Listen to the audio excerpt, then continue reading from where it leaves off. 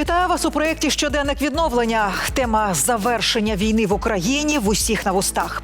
І поки в політичній площині вирують найзапекліші суперечки, у громадах, в українських містах активно постає тема відбудови. Ця робота не чекає моменту перемоги, вона вже йде щодня за рекордної потужної підтримки партнерів ЄС. І про це наш проєкт.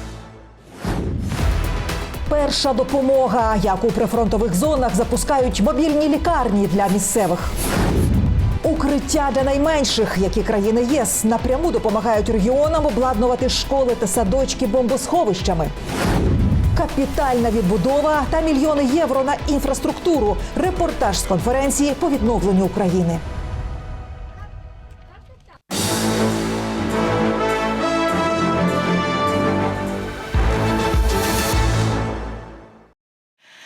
Європа не відступить. На тлі приголомшливих заяв американського президента лідери ЄС підтвердили свою позицію на підтримку України.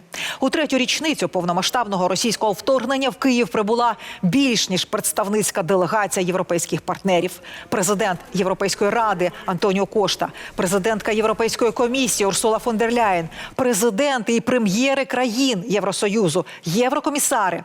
Цей потужний сигнал про те, що ЄС разом з Україною вважає, що Україна заслуговує на мир, який поважає її незалежність, територіальну цілісність і дає міцні гарантії безпеки.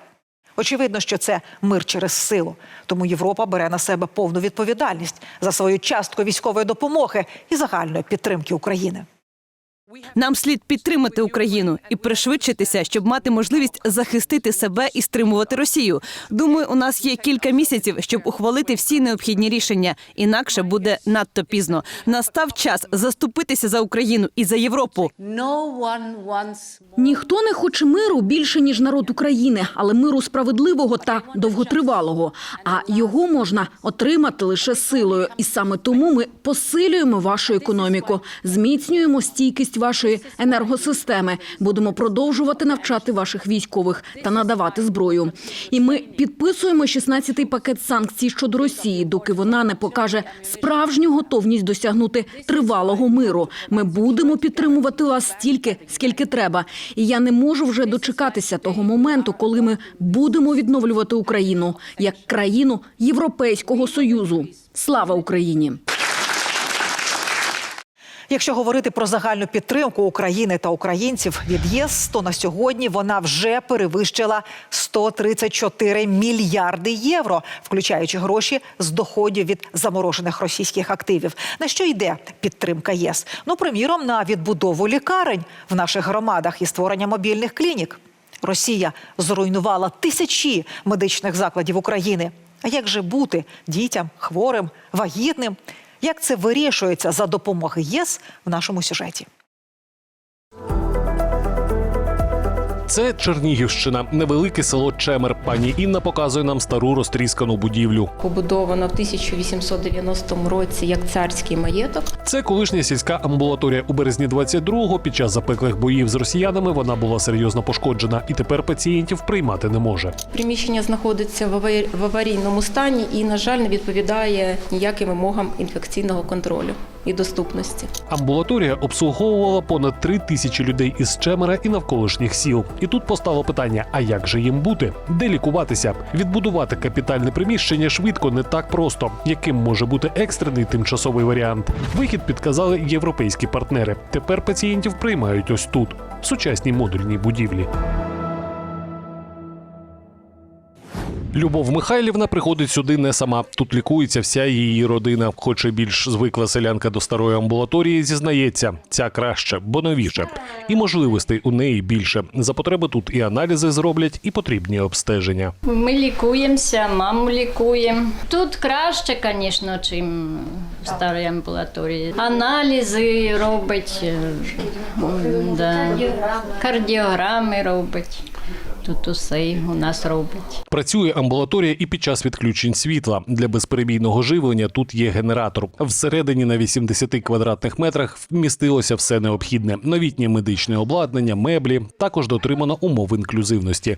Амбулаторія доступна для людей із різними вадами. Все за стандартами ЄС. Дякуючи Євросоюзу, ми маємо таку чудову амбулаторію, в якій надаємо кваліфіковану медичну допомогу. Ми тут можемо зміряти і артеріальний тиск, є кардіограф сучасний, комп'ютерний у нас, також дерматоскоп є, дефібрилятор маємо, все під рукою маю.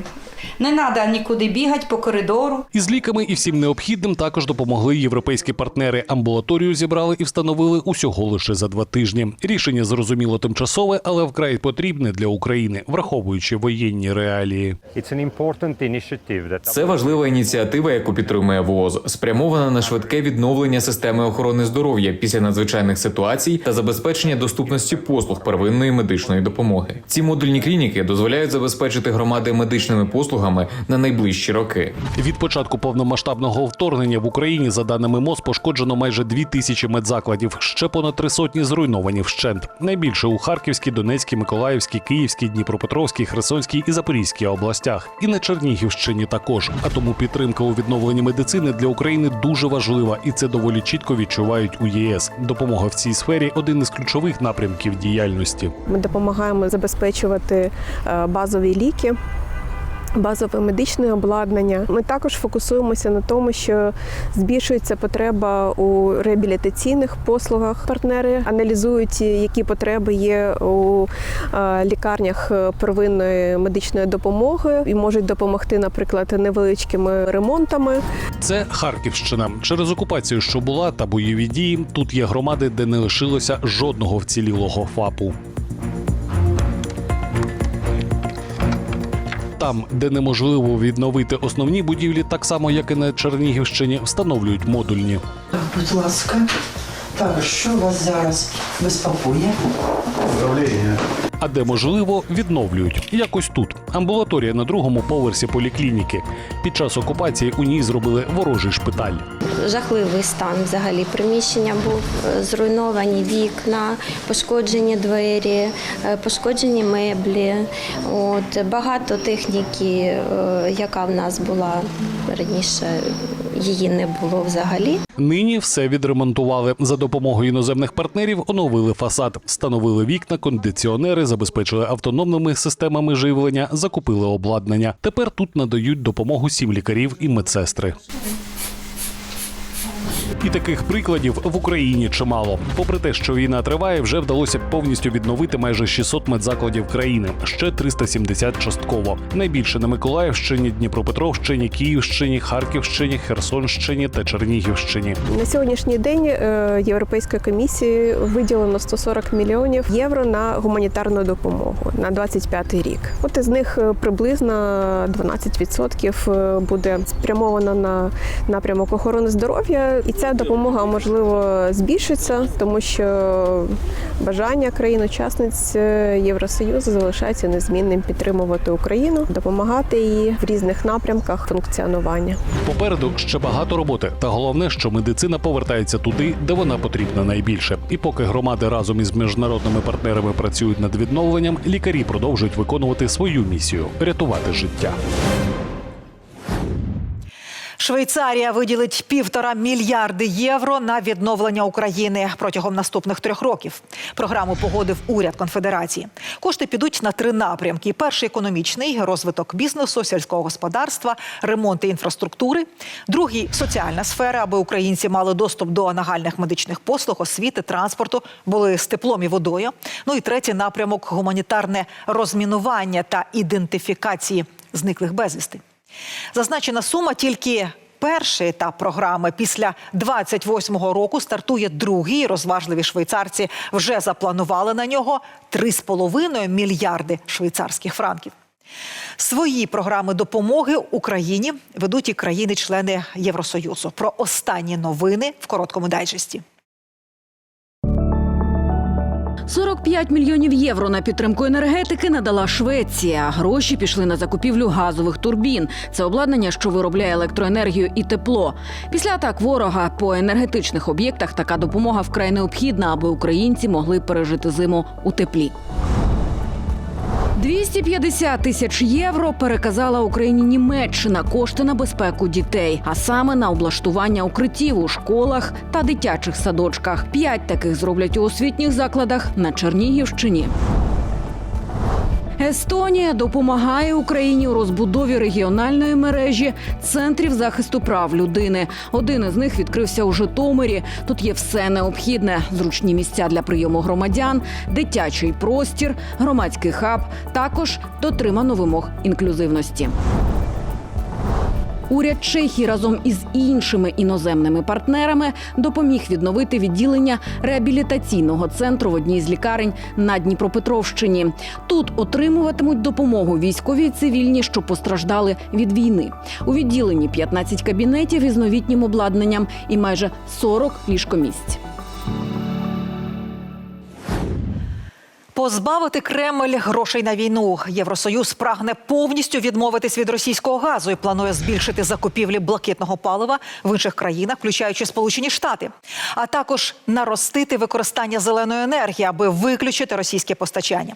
Про це заявив комісар ЄС з енергетики Ден Йоргенсен. Замість того, щоб використовувати гроші платників податків на оплату газу, доходи від якого надходять у військову скриньку Путіна, нам потрібно переконатися, що ми виробляємо власну енергію. Європейська комісія повідомила, що незабаром представить дорожню карту щодо повної відмови від російського викопного палива. Над розвитком альтернативних джерел енергії, які зроблять енергетичну систему більш невразливою і незалежною, активно працюють і в Україні.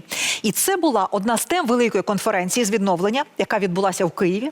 На ній зібрались представники державних інституцій, місцевих громад, європейських фондів, будівельних компаній, аби оглянути проекти, які вже реалізуються, в тому числі за допомогою європейських партнерів, і спланувати нові, які будуть запускатись після завершення війни. Ми зібрали найцікавіші приклади. Вони знайшли тут одне одного, аби спільно відновлювати країну. Експерти будівельного ринку та представники місцевих громад, державні програми відбудови та ідеї бізнесу, європейські партнери, фонди і виробники будівельних матеріалів та техніки. Усі під одним дахом. Ми на міжнародній будівельній виставці, що проходить у Києві. І тут є дуже багато цікавого для відновлення зруйнованого агресором житла, соціальних об'єктів та інфраструктури. Відбудова не може чекати завершення війни, бо мільйони українців втратили через бойові дії свої домівки. Зруйновані лікарні, школи, садочки – і все це потрібно відновлювати, так би мовити, ще вчора. Запитів багато, але ж які першочергові? Дах над головою, відповідає мені очільниця Іванкова. У цьому селищі на Київщині через російську агресію майже 5000 родин залишилися без житла. Коштів на відбудову їхніх домівок громада не мала. Але на допомогу прийшли європейські помічники. Швейцарський підприємець Мартін Хубер побудував у нашій громаді 107 модульних будинків.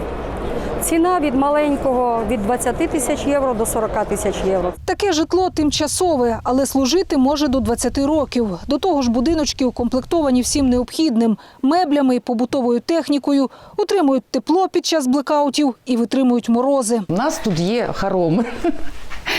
Тут у нас кімната, типа спальні. Такі модульні конструкції вже стали рятівним колом як для людей на деокупованих територіях, так і для переселенців. Для внутрішньопереміщених осіб ми в Чернівцях збудували модульне містечко туди, де приїхали з окупованих територій наші люди. Ця компанія саме займається будівництвом такого житла. І не тільки. У модулях розміщують нині і необхідні для документообігу центри адмінпослуг. Будуємо отакі ЦНАПи на деокупованих територіях, де зруйновані адмінбудівлі. Подібні установи відкриваються за фінансування Європейського Союзу по всій Україні. Ось один із таких на Дніпропетровщині. Але ще більш важлива для України – капітальна відбудова. Житловий фонд, школи, лікарні. Сучасні, енергоефективні і екологічні. Саме такі будівлі за сприяння європейських партнерів нині зводять замість зруйнованих.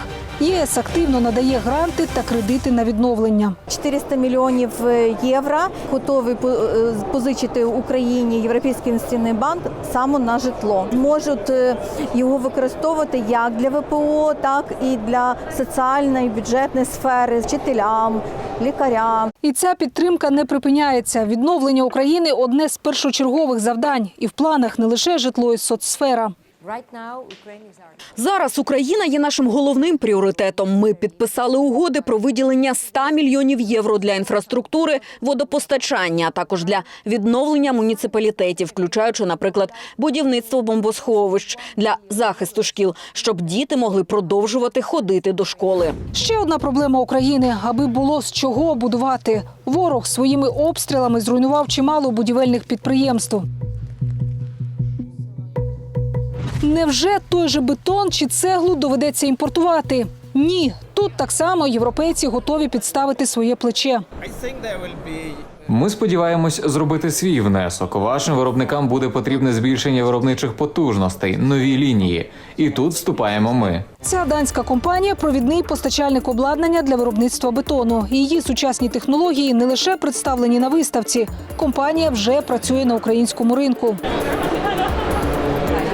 Для відбудови бізнес пропонує різноманітні рішення, а європейські партнери підтримують. Один із ключових напрямків – енергонезалежність. Ось на цій карті ви можете побачити області, де ми вже побудували наші сонячні електростанції. Сонячні панелі, системи зберігання енергії – один із топ-запитів. По-перше, воно дає це економію на електроенергію. По-друге, воно забезпечує безперебійним живленням від 4 навіть до 10 годин. А це просто такий ноу-хау для українських реалій. Можемо підняти голови і побачити тимчасовий дах, ексклюзив на ринку України. Такі німецькі конструкції допомагають зберегти зруйновані тими ж шахедами будівлі, допоки не дійде черга до їхньої реконструкції. Тимчасові швидкі рішення, можливі завдяки екстреній допомозі ЄС, сьогодні це вихід для десятків українських селищ та містечок, для сотень тисяч українців. Попереду багато довготривалої роботи. І такі форуми допомагають об'єднати досвід фахівців, фінансування партнерів та потреби місцевих громад, аби пришвидшити відновлення України. Це був проєкт «Щоденник відновлення» про історичний шанс, який випав Україні не просто зберегти державність, а побудувати якісно нову, сильно інноваційну країну за партнерства з ЄС.